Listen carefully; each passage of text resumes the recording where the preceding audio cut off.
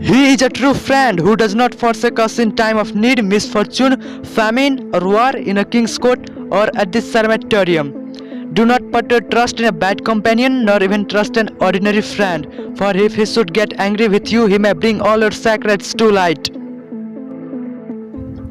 Even a pandit comes to grief by giving instruction to a foolish discipline, by maintaining a wicked wife, and by excessive familiarity with the miserable.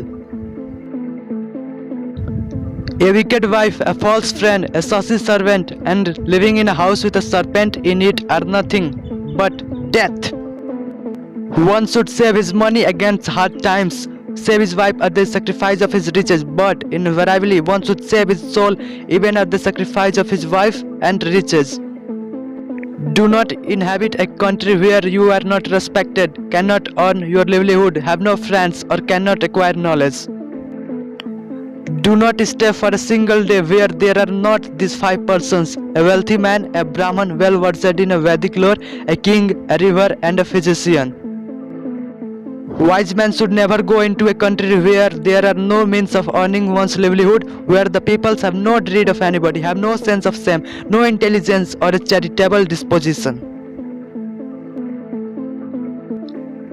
A wise man should marry a virgin of a respectable family even if she is deformed. He should not marry one of a low-class family through beauty. Marriage in a family of equal status is preferable. Do not put your trust in rivers, men who carry weapons, beasts with claws or horns, women and members of a royal family.